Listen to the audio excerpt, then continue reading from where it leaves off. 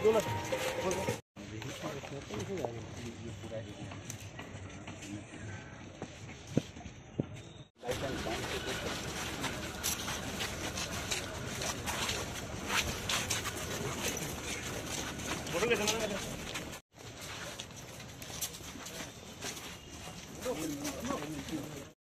Fountain वहाँ तक 120 metre लंबा है। अगर यहाँ पे लाइटिंग चल रहा है बाकी लोग थोड़ा साइड में जो लोगों को ये फाउंटेन थोड़ा साइड में सामने भी है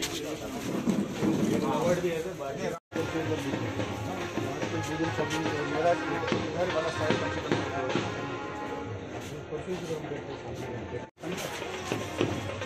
काम कर रहा है और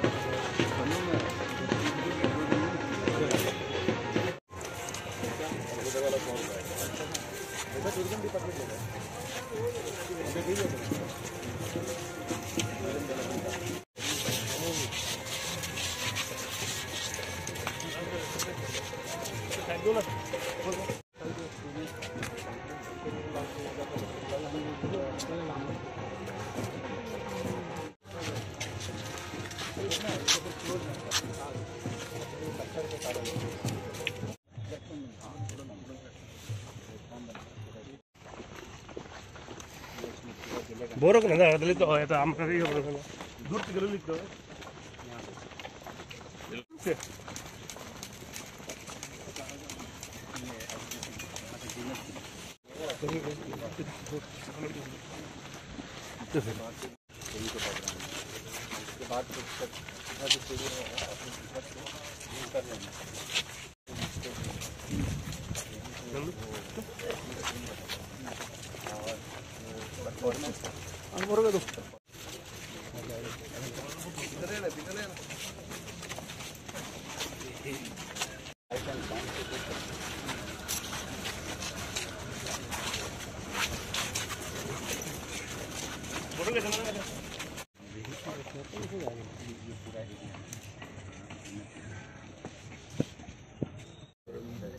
বিগত বছরে জেনে গেছেন যে ৭২তম যে এনইসি প্ল্যানারি সেশন ত্রিপুরাতে হচ্ছে, তো সেই উপলক্ষে এখানে একটা কার্যক্রম রাখা হয়েছে। তো এখানকার মানে কি অবস্থা, ঠিকভাবে কাজ হচ্ছে কি না, কীভাবে তৈরি হচ্ছে, সব বিষয়ে আজকে দেখার জন্যে আমরা এখানে এসেছি।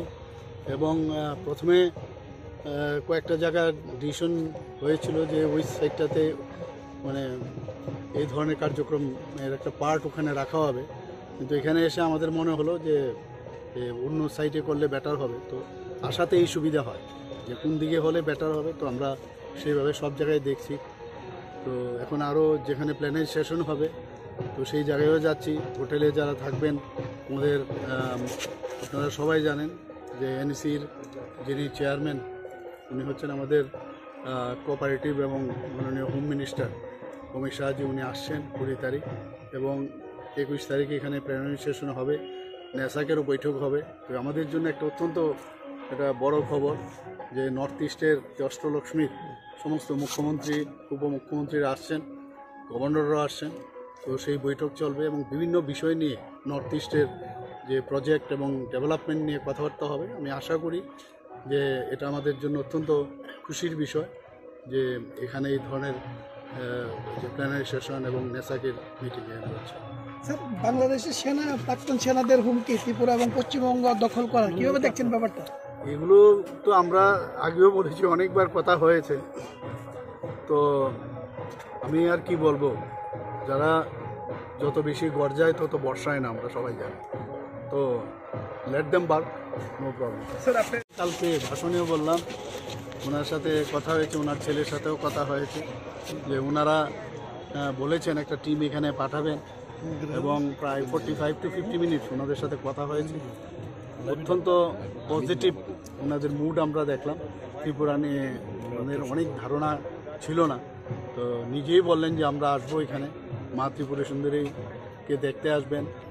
তো সব দিকে আমার মনে হয় যে আগামী দিনে আমাদের এখানে ওনারা যদি বিভিন্ন প্রজেক্ট নিয়ে আসেন, আমাদের বেকার সমস্যার যে অনেক সময় বেকাররা বলছে এখানে বড় বড় ইন্ডাস্ট্রি নেই, তো এটারও অনেকটা সমাধান হবে আশা করি।